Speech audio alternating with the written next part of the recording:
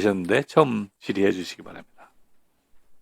네, 차관에게 질의하겠습니다. 검찰이 지금 윤석열 정권 하에서 검찰에 과도하게 집중된 권한에 대해서 많은 반성이 있었고, 그에 대해서 검찰의 수사 기소권 분리 법안이 지금 법사위에 많이 상정이 되고 계류 중에 있습니다. 그에 관해서 지금 검찰은 자신들의 지난 과오에 대해서 분명한 자성과 반성이 있어야 되고 거기에 대한 책임 또한 반드시 져야 된다 이렇게 생각합니다.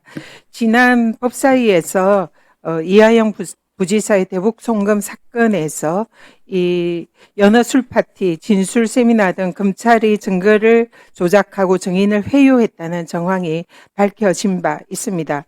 그렇지만 검찰 조사에서는 이런 부분에 대한 사실상 왜곡이 있었고 또 지난 6월 24일 배상윤 부회장이 SBS 인터뷰에서 당시에 김성태와 자신이 북한에 돈을 보낸 것은 경기도지사였던 이재명 대통령, 지금 현재 대통령과는 전혀 관련이 없다. 이런 것을 인터뷰에 밝힌 바 있습니다. 그럼에도 불구하고 이런 대북 송금 사건에서 이재명 당시 지사와 그리고 또 이하영 부지사에 대한 사실상 공작에 가까운 이런 기소가 있었다는 것이 지금 뒤늦게 밝혀지고 있는데요. 이 부분에 관해서 당시 검찰의 이 증거 조작에 관여됐던 그런 검사들에 대해서 진상을 규명하고 내부의 감찰이 필요하다 이렇게 생각이 듭니다. 거기에 대해서 생각이 어떤지 말씀 주십시오. 네, 그 점에 대해서는 지금 일부 사건이 수사 중에 있습니다.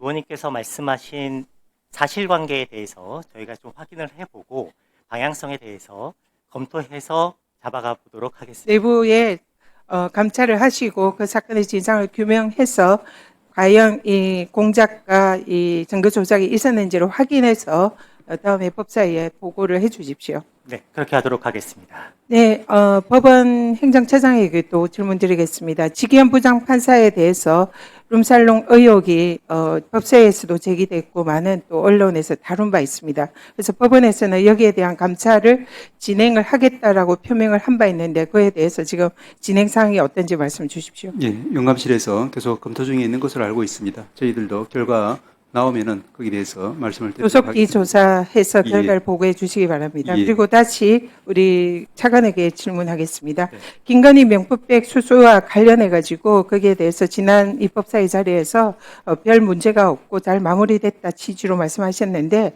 청탁금지법 구조에 따르면 공직자는 배우자가 수수금지 물품을 받으면 취지 없이 신고하고 제공자에게 반환해야 된다 규정되어 있습니다. 그 의무를 이행하지 않은 공직자는 3년 이하 정사 처벌을 받도록 되어 있습니다. 그래서 윤석열 대통령이 여기에 대해서 자신의 배우자의 금품 수수에 기록된 수수에 관해서 신고도 하지 않았고 반환도 하지 않았다는 것이 지금 확인이 되고 있는데요. 그렇다면 윤석열 전 대통령은 청탁금지법 위반이 확실하다. 그래서 여기에 대해서 어떤 조치를 할 것인지 말씀해 주십시오. 네, 그 점에 대해서는 지금 특검이 발족되어서 수사 대상으로 되어 있고 특검에서 종합적으로 수사하고 결론을 내릴 것으로 알고 있습니다. 특검의 수사 결과를 저희도 지켜보고 검찰에서 여기에 대해서 제대로 수사하지 않은 것에 대해서 정리해 주시기 바랍니다. 네, 그 점에 대해서 당시 최재형 목사의 고발 내용을 중심으로 검토를 했는데 그 미진한 점이 있었다면 그 부분은 특검 수사를 통해서 밝혀지지 않을까 생각하고 있습니다. 해체 토론하실 분 계십니까?